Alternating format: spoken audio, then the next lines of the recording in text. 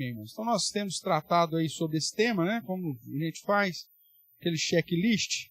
Nós já trabalhamos na aula 1 sobre o que é aconselhamento, por que precisamos de aconselhamento, por que o aconselhamento tem que ser bíblico e quais os fundamentos do aconselhamento bíblico. Isso nós vimos na aula 1, dividido na parte 1 e na parte 2. Nós estamos trabalhando agora, que está em negrito aí, a teologia e o aconselhamento. Tem alguma relação? Então, nós estamos trabalhando, provando que existe uma relação entre aconselhamento e teologia. Dependendo da sua teologia, você vai ter um tipo de aconselhamento. E dependendo se a sua teologia não for uma teologia bíblica, uma teologia fundamentada nos princípios bíblicos, você vai acabar destruindo mais a vida das pessoas do que aconselhando, exortando e trazendo bens. Aí depois, na sequência, ainda trataremos sobre o que faz o aconselhamento bíblico, como ser um conselheiro bíblico, o perfil do conselheiro bíblico, sobre a mudança bíblica e como que eu devo fazer para aconselhar na prática, e é onde nós vamos entrar em alguns assuntos específicos, né?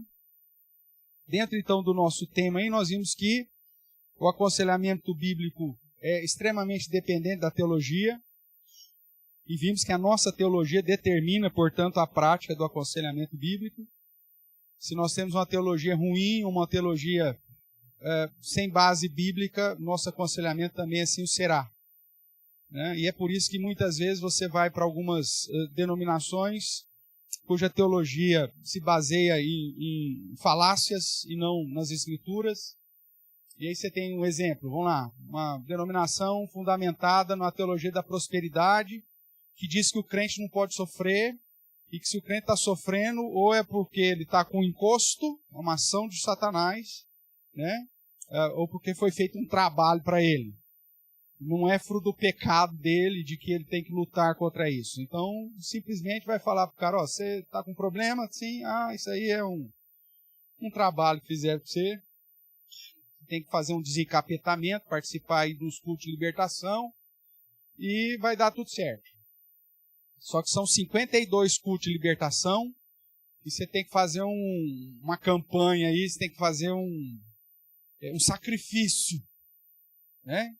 Então, você vai fazer um sacrifício e vai estar tudo certo. Aí você continua vivendo do mesmo jeito, nos seus próprios pecados, e aí você faz lá as 52 sessões de descarrego, e aí vê que não mudou nada, porque o seu pecado continua habitando no seu coração. Então, teologia errada gera prática de aconselhamento errado e, consequentemente, o resultado vai ser também errado. Então, a teologia é essencial para um aconselhamento bíblico consistente. Portanto, a Bíblia é algo inegociável, né? E aí nós vimos que para ter uma teologia fiel, alguns critérios são inegociáveis. E aí nós tratamos isso lá na primeira parte. Qualquer dúvida é só retornar lá. Hoje nós disponibilizamos no grupo, né, os slides da aula 2 completas. Então é só você dar uma revisada lá no curso aí. Depois que nós definimos isso, nós vimos que aconselhamento não é dom, é um ministério para toda a igreja. Todo crente é chamado a aconselhar mutuamente, a instruir, a pastorear, a encorajar, a confrontar. É uma atividade do convívio fraternal. Apesar que reconhecemos que algumas pessoas com alguns dons específicos terão muito mais facilidade no exercício dessa tarefa. Ok? E aí nós começamos a falar sobre a teologia propriamente do aconselhamento. E nós sintetizamos aqui em alguns pontos. Já trabalhamos, se não me engano, 16 pontos, né? Parte 3, parte 4. E aí, a parte 5, que foi semana passada, a questão da necessidade da mortificação do eu, de renovar a mente, da mudança de prática que passa pela ideia de pensamento, palavras e ações, e da prática, de ser não apenas ouvinte da palavra, mas praticante dela. Tal. Hoje, então, chegamos aí na parte 6 da teologia do aconselhamento bíblico, tratando ainda de alguns outros princípios relacionados à teologia do aconselhamento. Então, vamos lá. Acho que é o 17º ponto, não sei se alguém está marcando aí, mas eu acredito que é isso.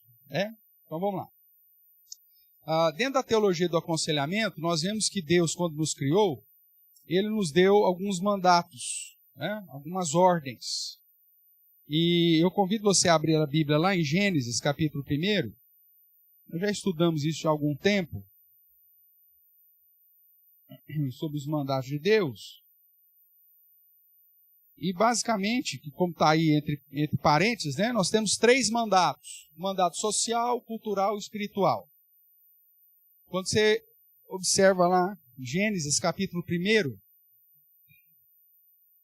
verso 27, que fala da criação do homem, diz assim: criou Deus, pois, o homem à sua imagem, a imagem de Deus os criou, homem e mulher os criou. Então Deus cria segundo os atributos que Ele mesmo compartilhou conosco. Isso já aponta para um princípio de comunhão. Mas aí ele diz: e Deus os abençoou e disse: sede fecundos, multiplicai-vos, enchei a terra. Isso aqui aponta para o primeiro mandato aqui, o mandato social. A ideia de que nós somos criados para viver em família, em sociedade, e que devemos então ser fecundos, multiplicar, encher a terra. Aí na sequência ele continua dizendo: e sujeitai-a. Enchei a terra e sujeitai-a. Dominai sobre os peixes do mar, sobre as aves do céu, sobre todo animal que rasteja. E disse Deus ainda: eis que vos tenho dado toda a erva que dão semente e se acham na superfície de toda a terra, e todas as árvores em que há fruto que dê semente, isso vos será para mantimento. Então, esse domínio sobre a obra da criação que trata do mandato cultural. Está faltando um Lzinho aí, depois você coloca aí. Um mandato cultural, que refere-se ao nosso trabalho, que refere-se a dominar e sujeitar a terra. Deus nos chamou para trabalhar. Deus nos chamou para dominar. Deus nos chamou para crescer, para sujeitar as coisas. Deus nos chamou para avançarmos. Isso faz parte do mandato cultural. E aí, quando nós olhamos para Gênesis capítulo 2, nós vamos rever aí alguns desses mandatos, mas acrescentar um outro, que diz assim, Gênesis 2: assim, pois, foram acabados os céus, a terra e todo o seu exército. E havendo Deus terminado no dia 7º a sua obra que fizera, descansou nesse dia de toda a sua obra que tinha feito. E abençoou Deus o dia 7º e o santificou, porque nele descansou de toda a obra que, como Criador, fizera. Verso 15. Tomou, pois, o Senhor Deus o homem e o colocou no jardim do Éden para fazer o quê? Cultivar e guardar. Mandato cultural. Responsabilidade de trabalhar, de dominar, de crescer intelectualmente, de propor soluções para o mundo. Isso é uma tarefa que Deus nos deu. Aí o verso 16. E o Senhor Deus lhe deu esta ordem: de toda a árvore do jardim comerás livremente, mas da árvore do conhecimento do bem e do mal não comerás. Então você tem aqui uma ordem que explicitava uma relação com Deus, ou aquilo que nós chamamos de mandato espiritual. A ideia de guardar o dia de sábado, que depois a lei moral vai apresentar como princípio de guardar um dia semanal, que demonstra a minha confiança na provisão de Deus, e aqui uma ordem específica, um mandato específico para não comer determinada árvore. Então você tem uma relação espiritual, de obediência. E aí, o final ainda diz: porque no dia em que dela comeres, certamente morrerás. Então Deus, quando cria o homem, cria nesse tripé, do mandato social, cultural e espiritual. O verso 18 ainda reforça a ideia do mandato social. Disse mais o Senhor Deus: não é bom que o homem esteja só. Far-lhe-ei o quê? Uma auxiliadora que lhe seja idônea. Então, dentro desse mandato social. Então, o que isso tem a ver com a teologia do aconselhamento? Muitas vezes, no momento que nós vamos tratar com aconselhando, irmãos, é muito possível que uma das dificuldades vai estar relacionada a algum desses mandatos. cara vai chegar ou com um problema com a família, ou um problema do trabalho, ou um problema na esfera de relacionamento com Deus. E o princípio teológico do mandato de Deus é que há uma necessidade de haver um equilíbrio entre o mandato social, cultural e espiritual. Vamos pegar aqui exemplos para você ter uma ideia. Vamos imaginar o cara que só pensa em trabalhar. O foco dele é um mandato cultural. O cara quer dominar, sujeitar, quer vencer as concorrências, ser o profissional do ano, receber um título, não sei o quê, ele está já no pós-doutorado, o terceiro pós-doutorado da vida dele, tal, e aí você olha para a família dele, ele já está na 8ª esposa. E não sabe por que ele está na 8ª esposa. Né? E a maioria delas dessas mulheradas que ele teve, foi tudo estagiária dele. Aí você fala assim, meu amigo, você está focando só uma perna do tripé. Você é muito bem sucedido, culturalmente falando, profissionalmente falando. Você está dominando a terra, sujeitando. Só que os mandatos espiritual e social, você é um fracassado. E às vezes o cara vai chegar num determinado momento da vida dele que isso vai ter um peso imenso. Aí vão pensar outro.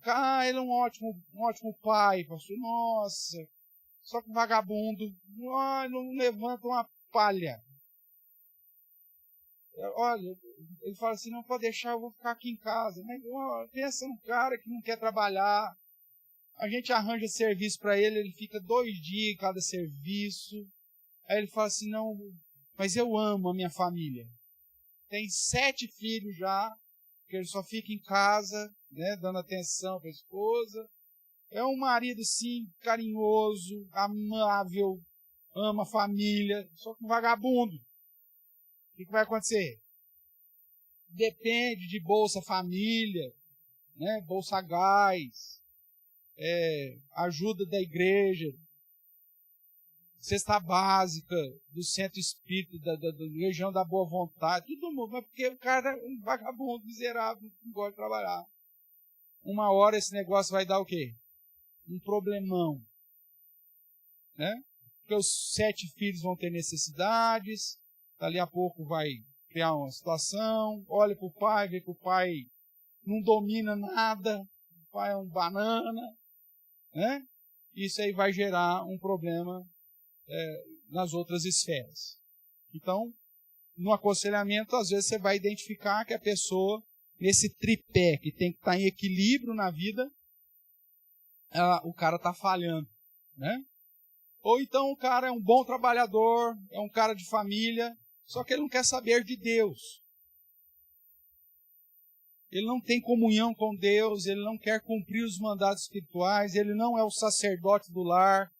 E aí você vê o cara bem sucedido financeiramente, profissionalmente, uma família linda.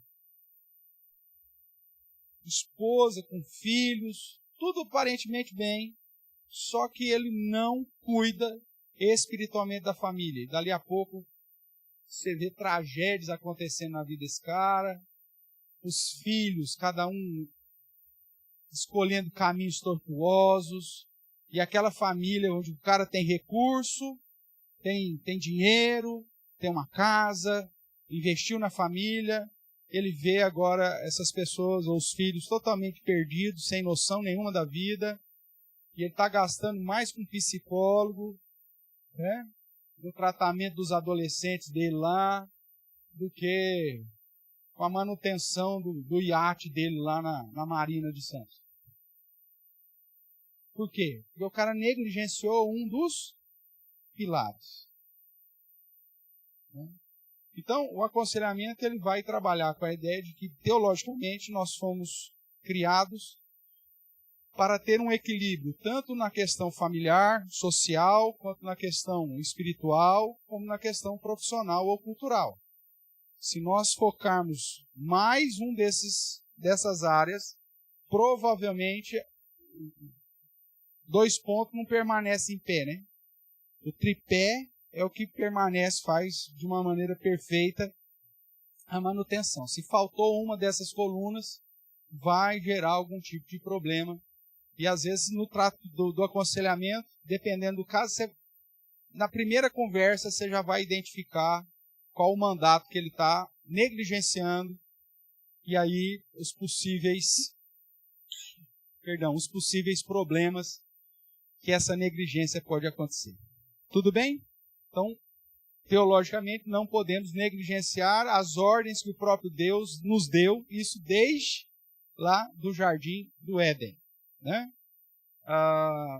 Você vai ter, às vezes, pessoas que lidam bem com isso, mas têm dificuldade para definir o que vão fazer da vida. Né? A pessoa não sabe o que faz da vida. Porque, às vezes, ela está focando a questão cultural, pensando só nos recursos, na parte financeira. Qual que é a profissão que está dando mais dinheiro agora? É tal coisa. Vai. Né? Aí, na hora que ela termina o curso, já não é mais. Ela desanima. E aí descobre que ela não tem aptidão nenhuma para aquilo, não gosta daquilo. Né? Então a pessoa ela tem que ser direcionada pelo princípio maior, que é glorificar a Deus, independente da profissão que ela tem. Como Lutero diz, né, um sapateiro, né? Faça o melhor sapato com o preço mais justo. Pronto. Porque o objetivo no mandato cultural é glorificar a Deus.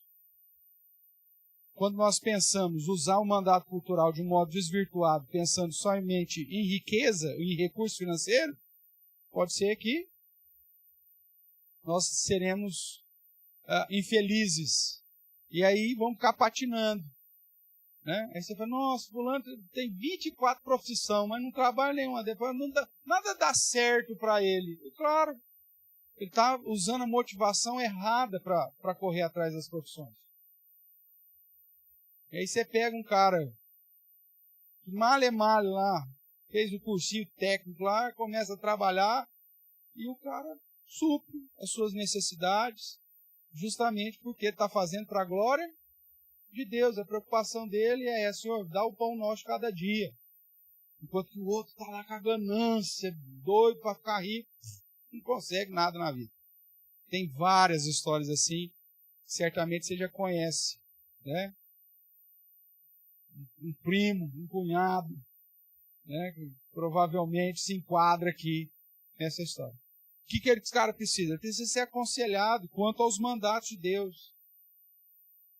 Seja lá qual profissão que você for fazer, você vai glorificar a Deus. Irmãos, e se você faz um negócio bem feito, pode ser o que for. Deus vai suprir suas necessidades. Você pode ficar tranquilo quanto a isso. Aquele que muito quer, nada tem. Já ouviu isso em algum lugar? Aquele que muito quer, nada tem. E aquele que se submete em humildade, às vezes uma coisa que é, aos olhos dos demais homens, algo desprezível, acaba sendo abençoadíssimo. Tantas histórias que apontam para isso. Pessoas que fazem o melhor, porque fazem como se estivesse fazendo para Deus. Tá bom? Outro ponto aí, então, importante da teologia do aconselhamento, nós já vimos semana passada da necessidade de lutar contra a própria carne, né? Mortificar a carne. Mas um outro ponto que nós não tratamos, que é a luta entre carne e espírito. Os dois eus, né? Há uma luta interna onde a carne milita contra o espírito. Vamos ver alguns textos? Vai lá então, Gálatas capítulo 5.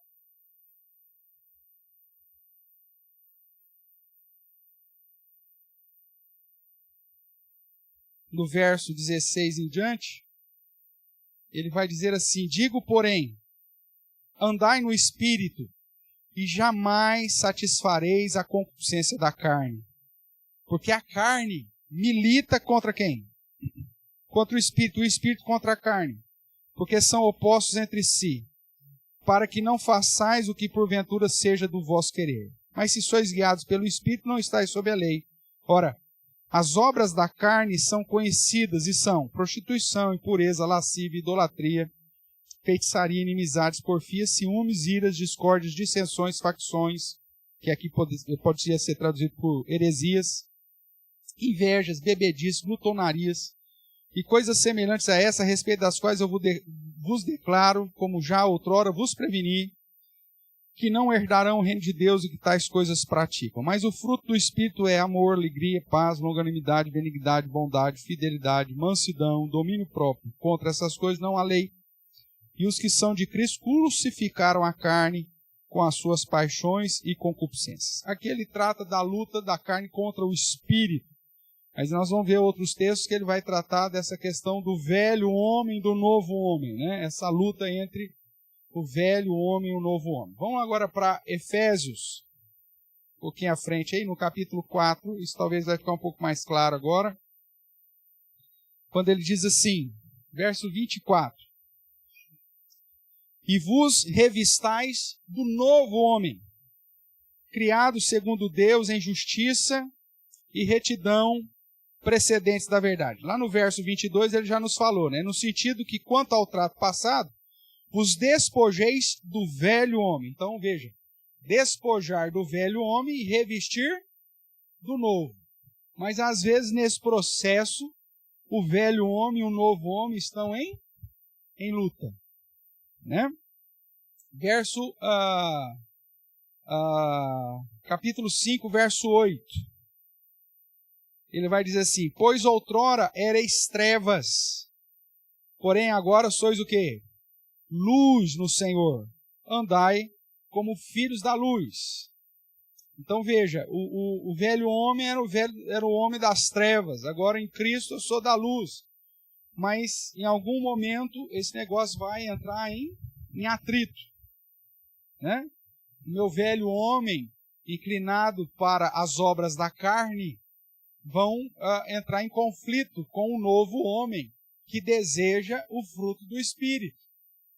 E dentro dessa luta da carne contra o Espírito, ou do velho homem com o novo homem, muitas vezes você vai ver pessoas sinceras, crentes sinceros, desejosos de amar ao Senhor, que já passaram pelo novo nascimento, mas que tem lá algumas práticas que são práticas características do velho homem e que está em luta. E às vezes não consegue nem se despir disso. Né? A ideia do despir aqui é de retirar mesmo, né? Como se fosse uma analogia de uma roupa velha. E tem gente que quer ficar com a meia furada, né? Para não falar cueca furada. Então, o cara não quer se despir de alguma coisinha lá, aquela meia chulezenta dele, do velho homem, com o dedão de fora, mas ele não quer tirar aquilo. E a Bíblia diz, meu amigo, você tem que se despir totalmente. Então o cara está bonitão já, com a beca nova, né? Ele já revestiu a maioria das coisas. Parece um pavão, de tão bonito que é, mas na hora que você olha para o pé do bicho, está lá a meia velha do cara que ele não se despiu, não tirou. E aí, então, no aconselhamento, você vai ter que identificar, né, aonde está o fedor do cara, aonde que está o chulé do cara. Ele falou, meu amigo, você tem que despir essa meia aí. Essa meia do velho homem aí não está combinando com o traje. Né? Essa camisetinha regata de algodão, furada, da época lá das últimas eleições, tem que jogar fora, meu amigo. Você agora é um novo homem, você tem que pôr o traje completo, a beca impecável, da cabeça aos pés. E às vezes, como é meia, né, às vezes está meio escondido. É a roupa do velho homem, que você está sentindo um cheirinho ali, mas você não consegue identificar. E no aconselhamento você tem que saber que existe uma luta entre o velho homem e o novo homem.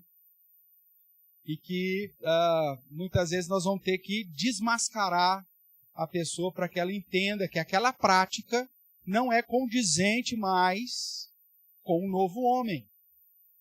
Tem gente que faz um trabalho de aceitação, que ele chega para você e ele conta um pecado dele na maior naturalidade. Para ele que lá não é do velho homem, que lá é algo normal.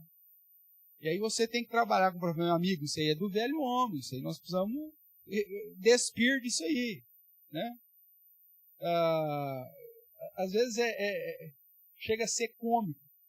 Você está no gabinete pastoral, o cara veio procurar o pastor, né? Então eu vou lá conversar com o pastor, e aí ele vem trazer algum outro problema, e de repente na conversa, de cada 5 palavras ele solta um palavrão, e é crente velho, igreja, e aí cada 5 palavras o cara solta um outro palavrão. Às vezes, já aconteceu isso comigo, às vezes o cara é oficial da igreja, esse cara não entendeu. É tão natural para ele aquele palavrão, aquela expressão, que ele não entende que aquilo é uma meia furada dele, fedida de chulé. Que é algo do velho homem, que ele precisa despir. Para ele está normal.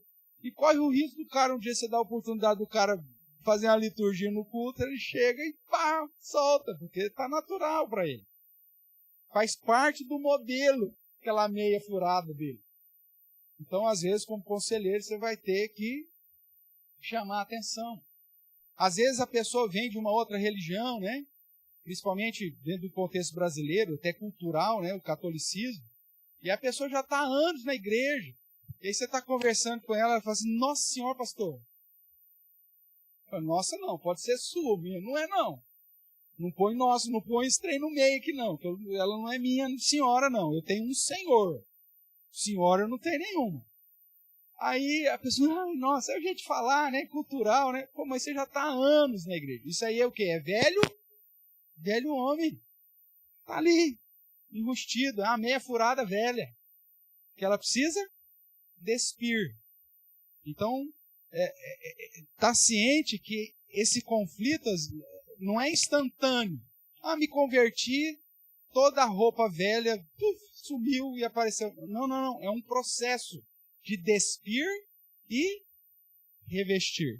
E aí no aconselhamento nós vamos ter que lutar contra isso, né? E às vezes o negócio, como eu disse, está lá escondidinho.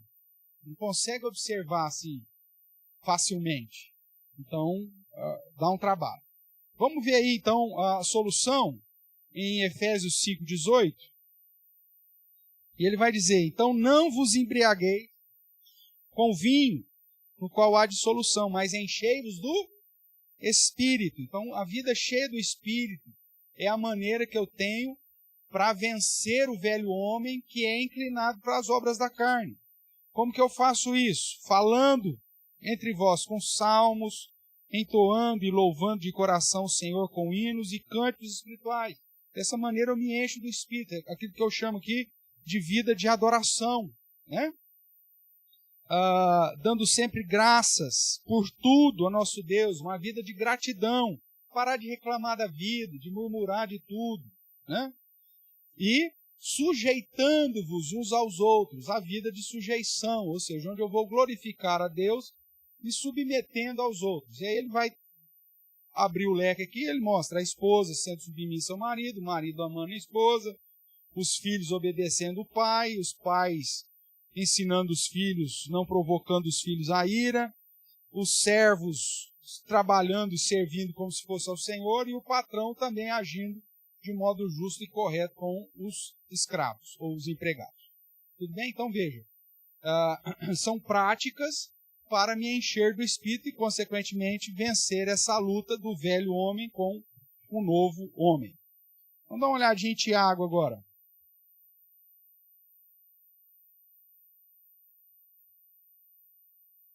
Tiago, capítulo 1, verso 12, que fala da origem do pecado, ele diz assim, bem-aventurado o homem que suporta com perseverança a provação, porque depois de ter sido aprovado, receberá a coroa da vida, a qual o Senhor prometeu aos que o amam.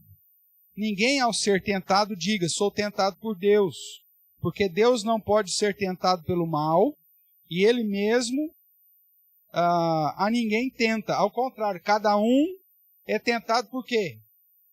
Pela sua própria cobiça. Veja, o velho homem, quando esta o atrai e o seduz. Então a cobiça, depois de haver concebido, dá a luz ao pecado. E o pecado, uma vez consumado, gera a morte. Nós somos tentados pela nossa própria cobiça, irmãos. É essa luta do velho Everton contra o novo Everton. Né? E em desejos, em concupiscências carnais, em concupiscências da carne, dos olhos, a vaidade da vida, como é dito lá em 1 João. E aí eu sou seduzido. E se eu não corto logo essa conversa, né, esse flertar com a minha própria cobiça, se eu não dou um chega para lá, nesse desejo do velho homem, e se ele vai me atrair, vai me seduzir, vai me engravidar e vai dar a luz ao pecado. A palavra que Tiago usa é justamente isso, uma sedução. A analogia dele aqui é um flertar, né? Então ele diz aí, a cobiça, ela vai te atrair, ela vai te seduzir, e aí depois então que ela te atraiu e seduziu, ela vai conceber. Concebeu, ela vai dar a luz ao pecado. E aí quando o pecado já nasce, ele gera a morte. Então veja, é um processo, irmãos. E essa luta, muitas vezes, por eu estar me afastando de Deus, por eu não estar buscando comunhão com Deus, né? A prática das Escrituras, lá, o boi, né? A Bíblia, a oração, a igreja, eu vou sendo atraído e seduzido sem perceber. Porque é contra a minha própria carne, é contra a minha própria cobiça. Né? E aí quando eu já vi, eu estou grávido, e aí já estou para dar luz ao pecado, e aí, uma vez que o pecado nasceu, a Bíblia diz que o pecado gera a morte. Tá? E aí para consertar é muito mais difícil. Então, quanto antes eu acabar com essa paquera, né, com flertar com a cobiça, quanto mais cedo, e às vezes eu vou precisar de alguém me dar um toque. Né? O aconselhamento mútuo é isso. Às vezes você está de fora, você está observando. Né? Você vê lá um cara lá, casado, com muito nhenhenhenhé com a outra irmãzinha lá. Né? E a irmãzinha, às vezes, meio regateira demais. Aí você chega no carnal, ô meu amigo, você vai acordar para a vida ou você vai gerar a morte? Isso faz parte do convívio fraternal, da instrução, do admoestar uns aos outros. Né? Às vezes nós temos que desmascarar uns aos outros. Isso faz parte do aconselhamento. Né? Não esperar acontecer a tragédia, mas chegar e falar, ô meu amigo, presta atenção no que está acontecendo aí, o que está tendo? Não, então fica esperto, cara. Tá meio estranho esse negócio, essa conversinha sua aí tá meio diferente, hein? Aí às vezes é o essencial pro cara cair na real, né? E ver que ele não é o rei da cocada, né? E que aquilo é uma cilada muito grande para ele. É essa a luta. Capítulo 4 de Tiago vai falar dessa guerra, mais uma vez, interna, e da influência aí do mundo, da influência do diabo, quando ele diz, de onde procedem guerras e contendas que há entre vós? De onde, senão dos prazeres que militam onde? Na onde que é a guerra? É interna, irmãos. Né? Cobiçais e nada tendes, matais, invejais, e nada podeis obter, viveis a lutar e fazer guerras. Nada tendes porque não pedis, e pedis e não recebeis porque pedis mal, para esbanjardes os vossos prazeres. Veja aí, essa vaidade, a concupiscência, a luta do velho homem, a carne, né? E aí ele continua, infiéis, não compreendeis que a amizade do mundo é inimizade de Deus? Aquele, pois, que quiser ser amigo do mundo, constitui-se inimigo de Deus. Ou supondes que em vão afirma a Escritura, é com ciúmes que por nós anseia o Espírito? que ele fez habitar em nós? Antes ele dá maior graça, pelo que diz: Deus resiste aos soberbos, mas dá graça aos humildes. Sujeitai-vos, portanto, a Deus, mas resisti ao diabo, e ele fugirá de vós. Chegai-vos a Deus, e ele se achegará a vós outros. Purificai as mãos, pecadores, e vós que sois de ânimo dobre, você que está pisando em duas canoas, limpar o coração, afligi-vos, lamentai e chorai, converta-se o vosso riso em pranto, a vossa alegria em tristeza. Humilhai-vos na presença do Senhor, e ele vos exaltará. Então a teologia do aconselhamento ele vai apontar o fato que existe uma luta entre o velho homem e o novo homem, né? O velho eu e o novo eu. O velho inclinado para as obras da carne, o novo desejoso do fruto do Espírito. E eles estão ali. A cobiça dentro de mim está borbulhando. E às vezes o aconselhamento bíblico é a chave de Deus para exortar, admoestar e fazer com que a pessoa fuja dessa realidade. Outra questão dentro da teologia do aconselhamento, que a gente vai ter que tratar com aconselhando, em muitos casos, é a necessidade do perdão. A Bíblia não coloca o perdão como opção para o crente. Ah, pastor, isso é imperdoável, hein? Ah, meu Deus do céu. Se a gente for colocar aqui critérios daquilo que é perdoável e imperdoável, então nós estamos perdidos. Porque se Deus for aplicar o mesmo padrão para conosco, aí o que sobra para nós? Não é verdade? Então, o padrão bíblico, a teologia bíblica diz que o perdão ele é ilimitado. 70 vezes 7, não é isso? Não no sentido literal, mas no sentido de quantas vezes for necessário. O perdão tem que ser um perdão sincero. Né? Não te perdoo, mas você nunca mais aparece aqui em casa quando eu quero ver sua cara. Ou é perdão ou não é perdão. Imagina Deus fala assim, eu te perdoo, mas vai para o inferno que eu não quero ver sua cara. Tem jeito, um perdão assim? Não tem. O padrão do perdão de Deus tem que ser aplicado. Assim como o Senhor vos perdoou, perdoai vós. Vai dizer lá Colossenses, nós vamos ler. Então, a gente vai ter que trabalhar. E às vezes o egoísmo, a própria vaidade, né? A pessoa não reconhece a necessidade do perdão. Ou a exaltação do eu. Né? Não, o que ele fez comigo é imperdoável. O cara vai falar. Não, mas por quê? Você é melhor que quem? A sua prática é melhor do que quem? Você é tão pecador como qualquer outro, meu amigo. Deus te perdoou não sei quantos milhões e por causa de ir lá 100 denários, lá você vai apertar o pescoço do outro? Lembra da parábola? Se Deus te perdoou uma dívida que era exorbitante, por que você não pode perdoar uma dívida que é razoável? Mas às vezes o cara exalta o eu e fala, não, isso não podia acontecer comigo. Então, no meu caso, não tem. Você vai morrer e feder igual todo mundo. Não vai acontecer isso? Se você morrer, você vai feder igual todo mundo. Você não é melhor do que ninguém. E se você foi alvo do perdão de Deus, pesa sobre você e sobre a perspectiva teológica também perdoar como Deus te perdoou. Vamos ver aqui alguns textos, né? Mateus capítulo 18, que trata da disciplina.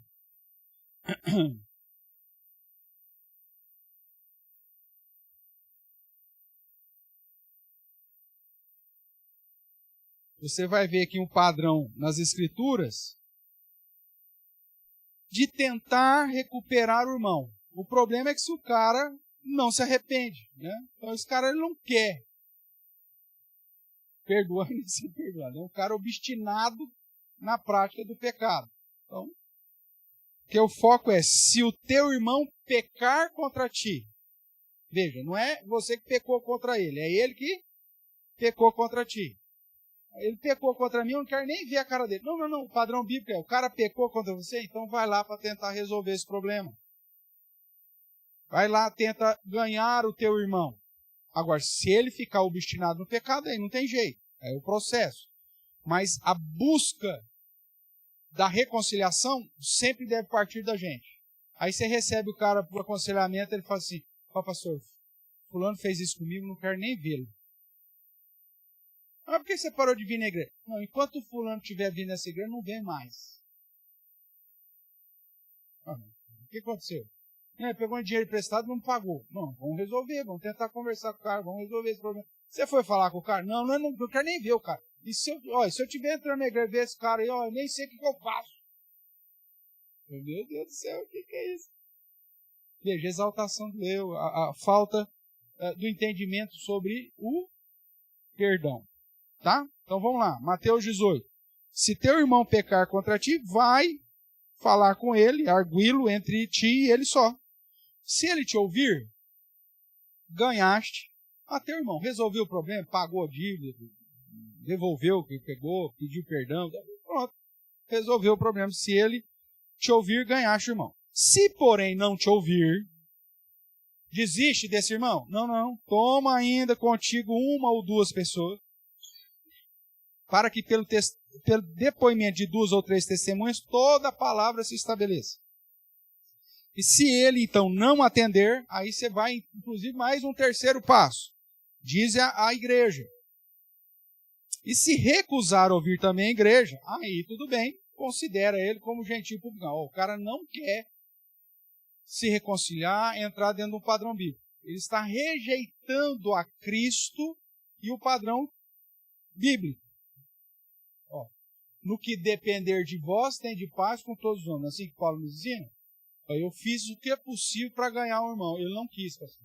Tudo bem, trouxe a igreja, a própria igreja fez o que foi possível, o cara não quis.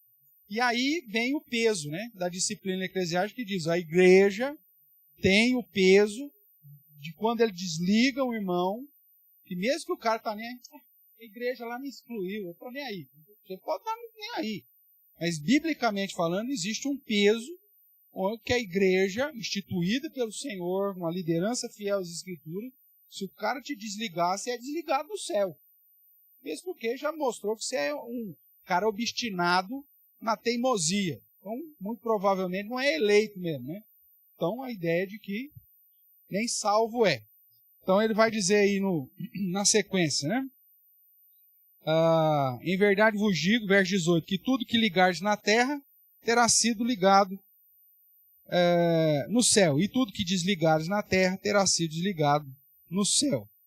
Em verdade também vos digo que se 2 entre vós sobre a terra concordarem a respeito de qualquer coisa que porventura pedirem, ser-lhes concedido por meu Pai que estás nos céus. Porque onde estiverem 2 ou 3 reunidos em meu nome, ali estou com ele. Aqui é o contexto de disciplina, onde 2 ou 3 reunidos resolveu aplicar sobre aquele que não reconheceu e ficou obstinado no pecado, então Jesus está falando, eu estou assinando embaixo. Aqui ele não está falando da reunião de oração, né? Muitas vezes a pessoa usa esse texto, tem lá, vem o cara, abriu a igreja e vem só o seu Oziel, né? Para a reunião de oração. Não é verdade? Aí, não, meu irmão, mas vamos fazer a nossa reunião de oração, porque Deus diz, a palavra de Deus diz, onde estiver 2 ou 3 reunidos em meu nome, ali ele está no meio de nós. Meu amigo, se fosse assim, você não podia orar sozinho. Porque se Deus só está no meio de nós, se 2 ou 3 estiverem reunidos, eu só estou sozinho, então não posso fazer oração. Né?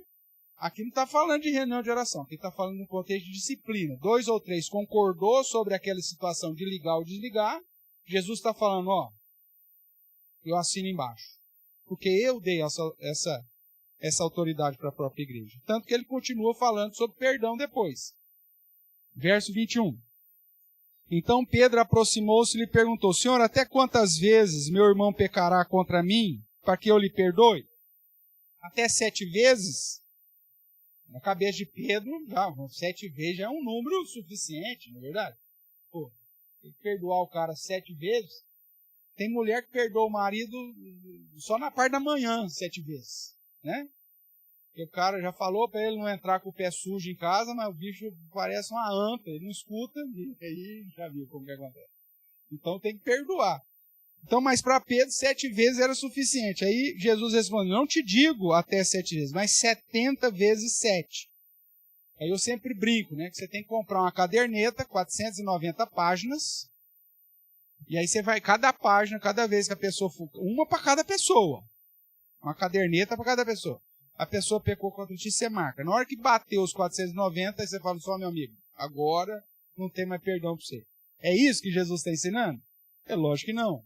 Aqui é um exemplo do número 7 como o número da perfeição, né? Elevada aí vezes 7, vezes 10, que dá a ideia de um número que é ilimitado, ou seja, quantas vezes for necessário. Então, a teologia do aconselhamento aponta que o perdão é o remédio de Deus para resolver os problemas. E aí ele vai continuar dizendo, aí a parábola do credor, né, que vai até o verso 35, que é aquele cara que foi perdoado de uma dívida de 10 mil talentos e que depois não perdoou a dívida de um cara que devia para ele, quanto que devia aí? Quantos denários aí? Vamos ver qual que é o verso aqui. 100 denários. A ideia assim é um negócio exorbitante, irmãos. Né? 100 denário era o pagamento do dia. Então o cara está devendo lá 100 dias de trabalho para o cara. 10 mil talentos é um negócio assim absurdamente incalculável no contexto de dias de trabalho. Vai. Negócio absurdo. Ele foi perdoar de 10 mil talentos e não perdoava o cara que devia 100 denários. E aí então vem a parábola dizendo que o Senhor então vai lá e pesa a mão sobre o cara que foi perdoado e não quis perdoar. Mostrando que a teologia do aconselhamento em relação ao perdão é um instrumento aí de harmonia, né? Tal. Quando você vai tratar do aconselhamento e a pessoa já está obstinada na prática de não perdoar, o cara não quer perdoar, não quer liberar perdão, muito dificilmente o problema vai ser resolvido. Você vai ter que trabalhar com ele uma questão, obviamente, da teologia do perdão, dos textos bíblicos que apontam para fazer ele reconhecer o quanto ele foi perdoado por Deus, para que o Espírito Santo toque no coração desse miserável aí, para ele entender que da mesma forma que ele foi perdoado, ele tem que perdoar. Para a gente terminar aí mais 2 textos desse ponto, Lucas capítulo 6, Lucas 6, 27.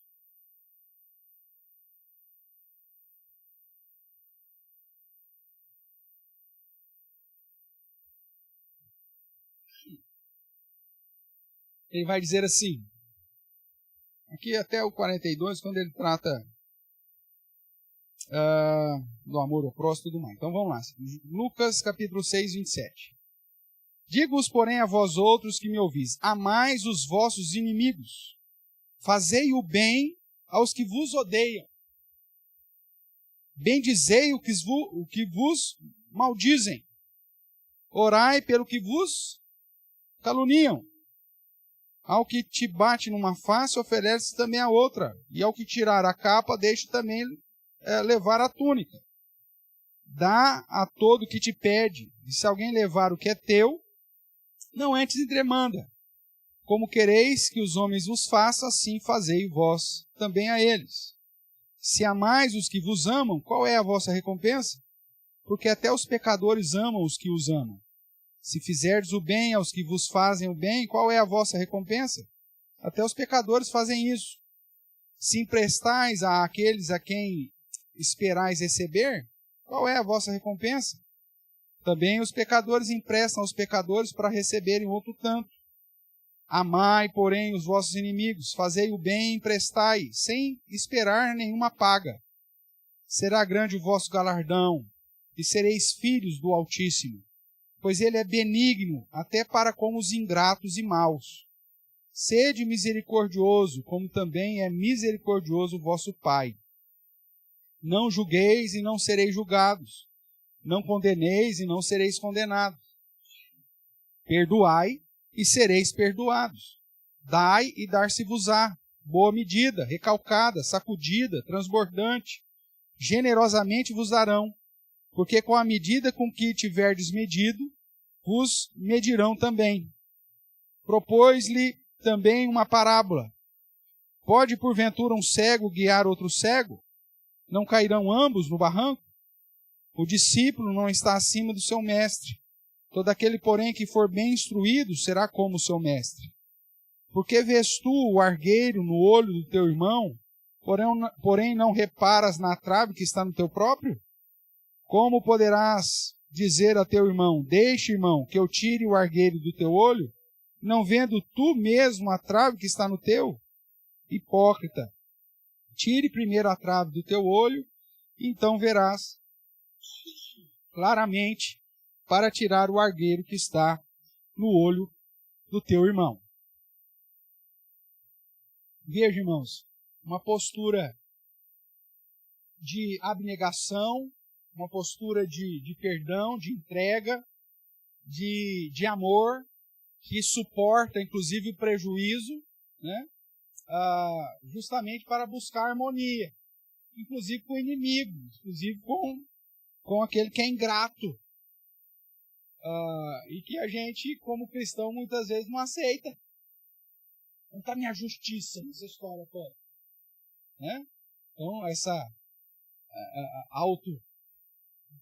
piedade, né, se coloca como o dono do direito, né, acaba gerando mais confusão do que solução.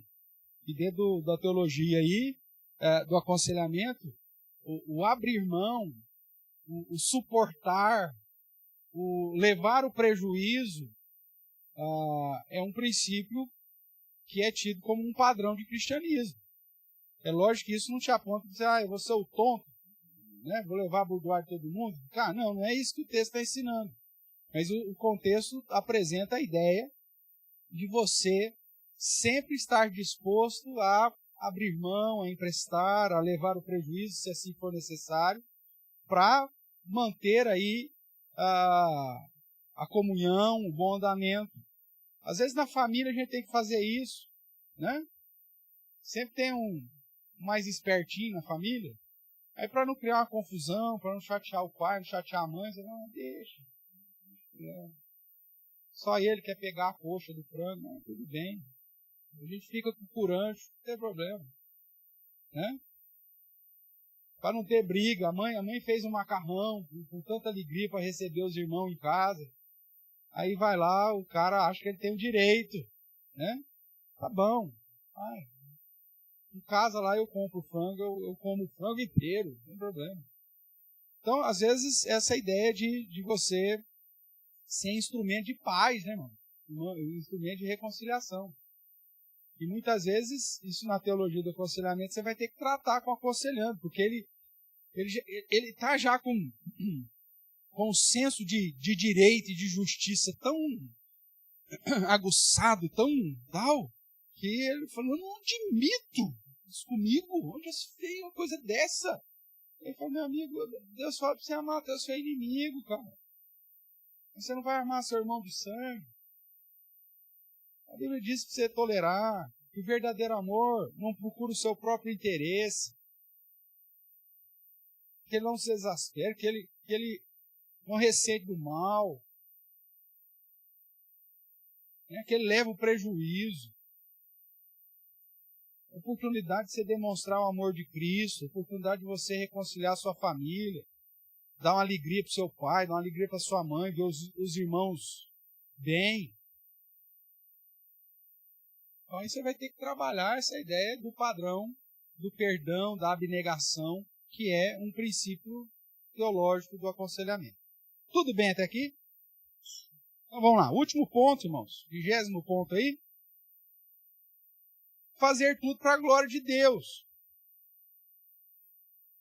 Talvez seja aí o último, propositalmente, né? Mas que é o foco. Se você vive uma vida para a glória de Deus, muitos daqueles problemas que nós trabalhamos nos outros 19 pontos anteriores, muitos deles vão se desfazer. Né? Eu quero glorificar a Deus, quero fazer tudo para a glória dele. Tem gente que acha que não. Que o mundo inteiro existe para a sua própria glória. para satisfazer os seus próprios desejos e anseios. E você fala, não, meu amigo, é o contrário, cara. Você tem que viver para glorificar a Deus. Então, a pergunta essencial da sua existência: o que eu vou fazer ou deixar de fazer glorifica a Deus?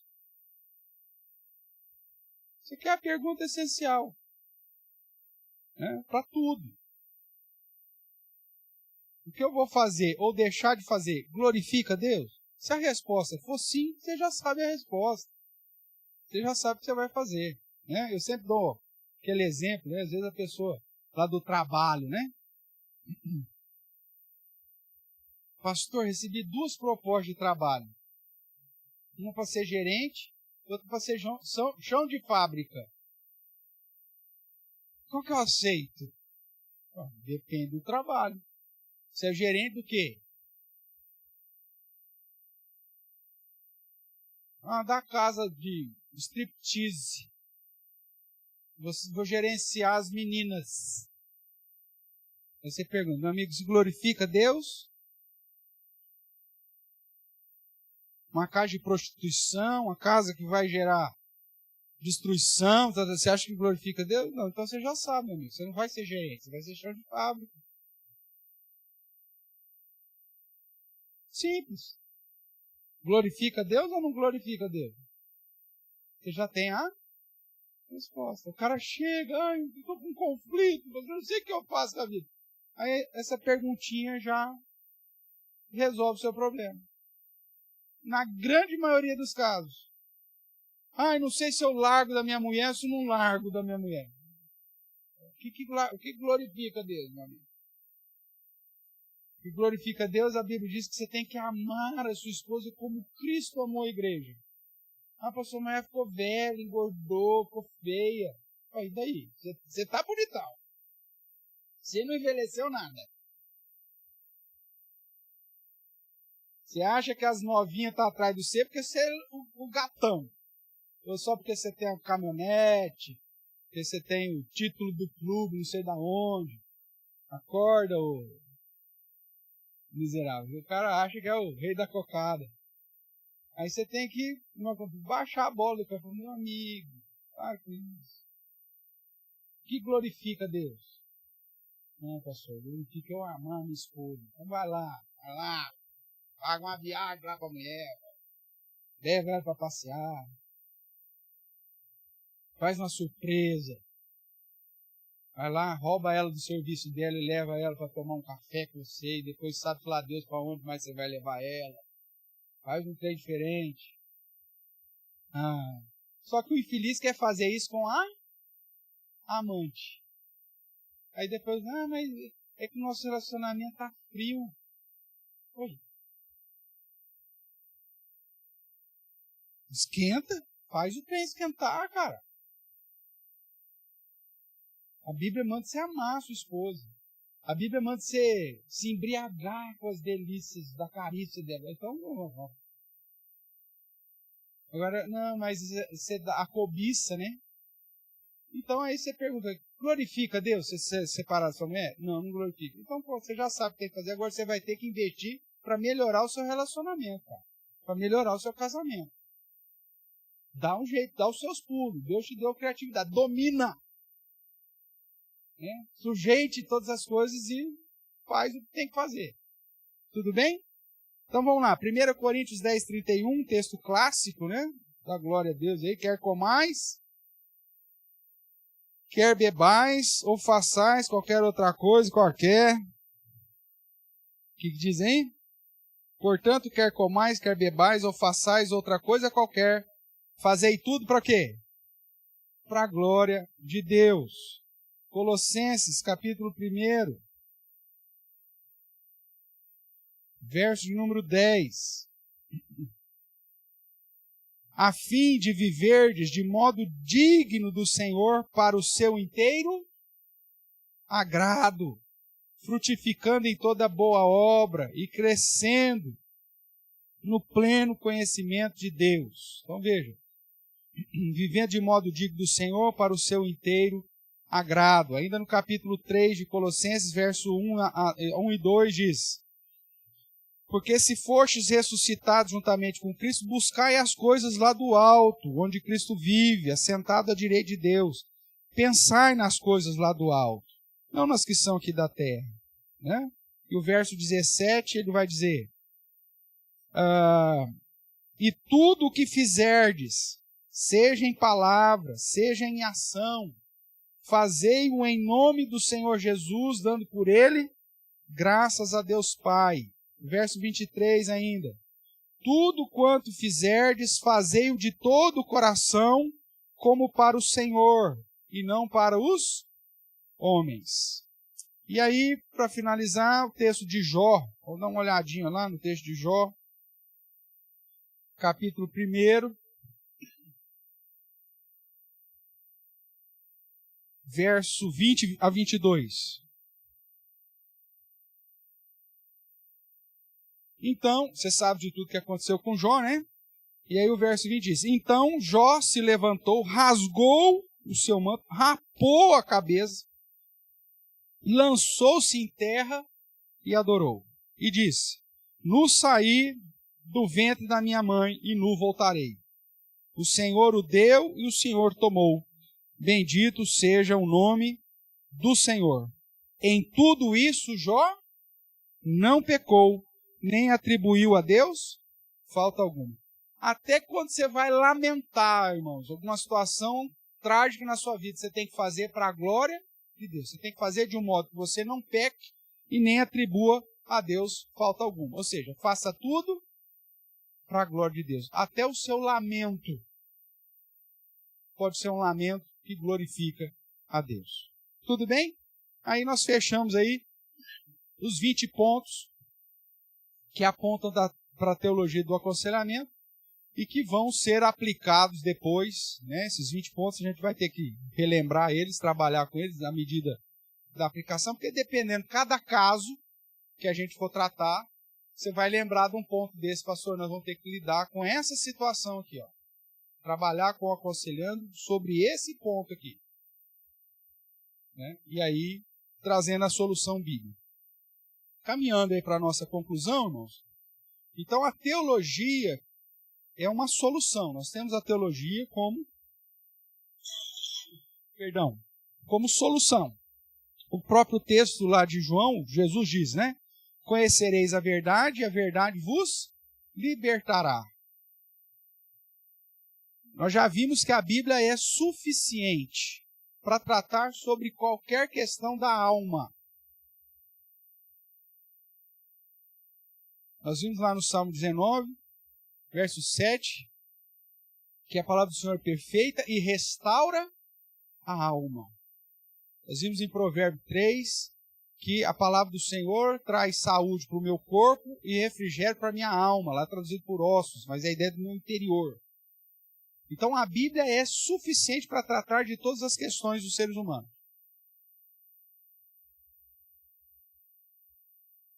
Principalmente naquilo que tange a saúde da alma. Deus é quem nos criou e Ele, na sua palavra, tem instrumentos, princípios e preceitos suficientes para tudo isso. Né? Salmo 19, 7, como eu citei. Então, sem uma teologia bíblica correta, o aconselhamento passa a ser um bate-papo, baseado em achismos e pautado em prática de experiência, né? Práticas empiristas e puramente pragmáticas, que, quando muito, indicará para uma mudança comportamental e nunca para uma real transformação de vida. Pois deixa de direcionar, de ensinar, de exortar, de confrontar, o aconselhando com os princípios bíblicos. Então, a teologia é solução desde que seja uma teologia bíblica, da sã doutrina correta, e a aplicação também seja correta.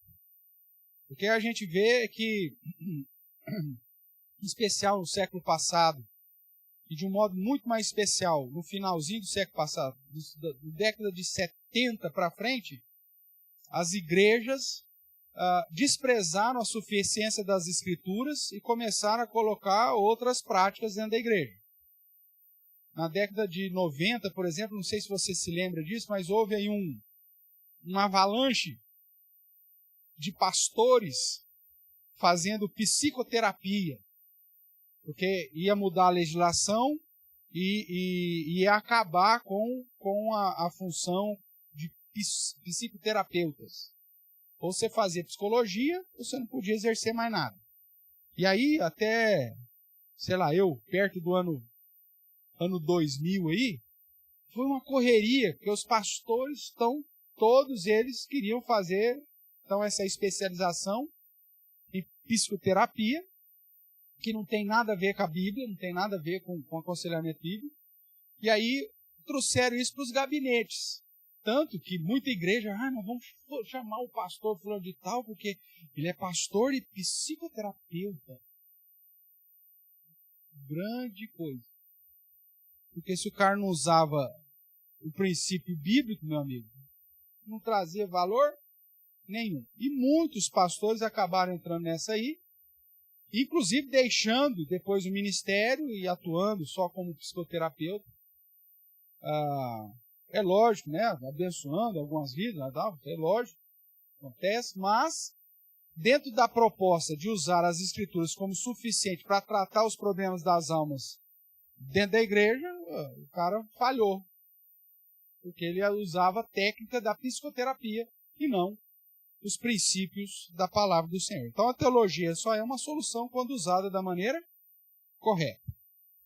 Concluindo, irmãos, aquilo que nós trabalhamos aqui na aula 2, a sã doutrina, ou seja, a teologia, ela revela questões essenciais para o entendimento da natureza humana, né? A antropologia bíblica, tratando da criação, queda e efeitos do pecado, tanto sobre o corpo quanto sobre a alma, e aponta para uma solução não psicoterapêutica, mas bíblico-terapêutica.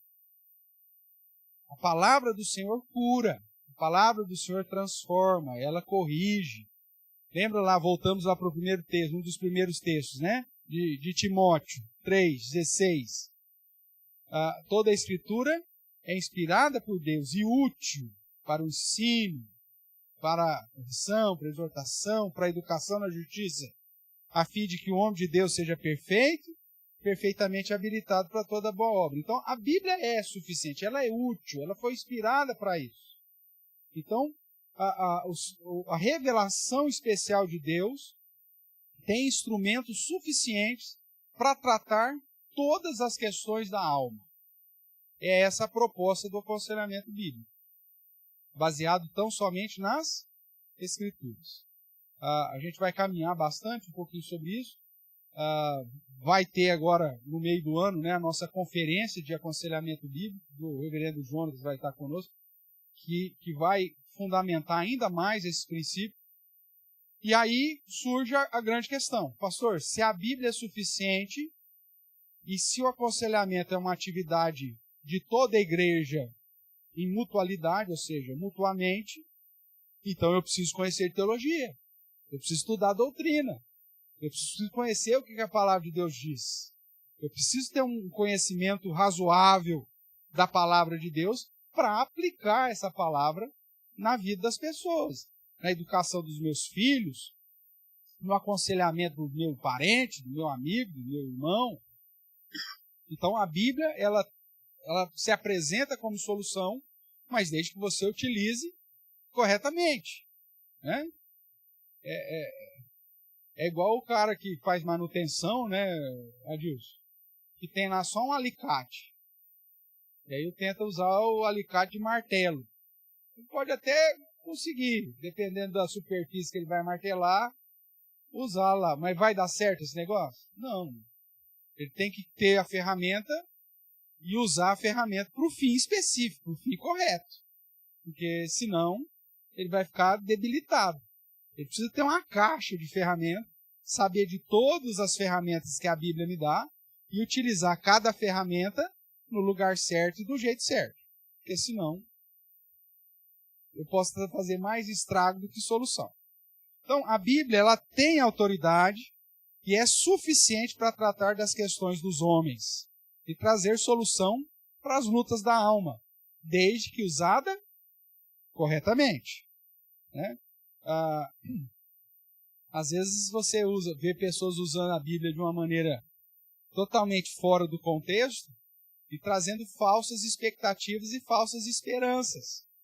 E aí, num determinado momento, a pessoa confronta com aquilo que a Bíblia de fato fala, e aquela falsa esperança se transforma num grande desespero. Porque ela começa a se deparar com a verdade e fala, caramba, eu criei um negócio errado e agora não era bem assim. E ao invés de produzir solução, traz mais tristeza. Eu quero caminhar aqui para o fim dessa segunda aula, citando aí algumas palavras do Larry Crabb, que é um dos estudiosos do aconselhamento bíblico. Talvez não seja os mais renomados na perspectiva da linha do aconselhamento bíblico redentivo, né, como Jay Adams, por exemplo, mas ele trata algumas coisas importantes dentro dessa ênfase que eu estou dando. Então, no livro dele, Como Compreender as Pessoas, ele diz assim: a Bíblia nos diz como encontrar a vida. E é disso que o aconselhamento trata. Ajudar pessoas que estão experimentando problemas, que lhes roubam a vida, a vencer esses problemas e viver como foram projetadas para viver. Nós sabemos que a Bíblia nos apresenta o fato de que Deus, em Jesus, Ele veio para nos dar vida e vida em abundância. E a Bíblia é o mecanismo para que isso seja aplicado em nós. Então, a Bíblia tem autoridade e é suficiente para ser fonte determinante no aconselhamento. Não preciso de mais nada. Larry Crabb ainda vai continuar dizendo: toda vez que a Bíblia não for explicitada sobre algum assunto, né? Pastor, qual que é o capítulo que diz sobre síndrome do pânico? Ou autismo? Ou sobre qualquer outro transtorno? Ou como lidar? Onde está? Não tem. Então, toda vez que a Bíblia não for explicitada sobre algum assunto, as categorias bíblicas fornecem estrutura para descobrir como reagir de maneira adequada a esse assunto. Mesmo que ela não trata especificamente sobre síndrome do pânico, mesmo que ela não trata especificamente sobre o transtorno, não sei diz que, opositor lá, como que é o TOD lá, desafiador, ela vai te dar princípios e preceitos para aplicar um princípio ou um preceito que vai ser solução para aquele problema.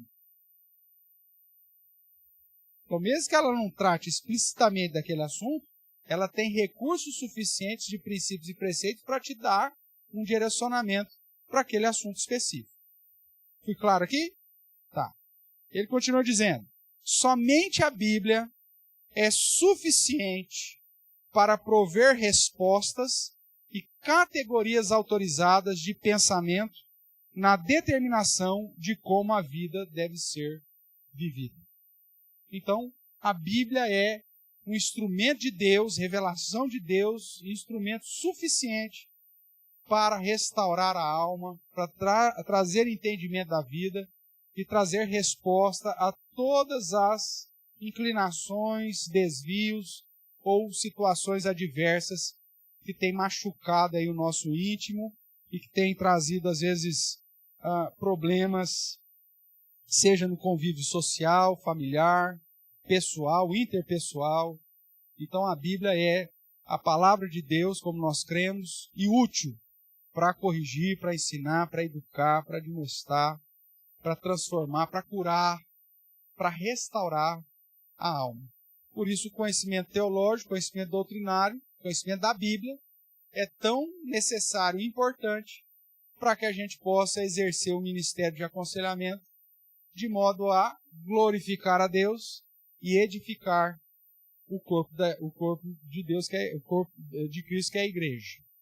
Ou seja, edificar as pessoas. Então, que nós possamos nos aprofundar cada vez mais e assim, conhecendo mais profundamente a Bíblia, aplicar ela sobre a nossa própria vida e auxiliar outros a crescerem no conhecimento da plenitude de Cristo Jesus. Amém? Amém. Perguntas, irmãos? Pastor, tem mais pontos relacionados à teologia? Claro que tem. Muitos outros. Né? Nós tentamos sintetizar aí nesses 20 pontos, mas você vai ver que conforme a gente vai trabalhando, certamente outros pontos vão aparecendo e que vão nos auxiliar. Esses 20, obviamente, são essenciais e já vão auxiliar aí 80%. Mas a Bíblia, como fonte de vida que é, sempre vai nos apresentar princípios para serem aplicados e cada particularidade vai exigir um conhecimento um pouquinho mais profundo. Tá bom?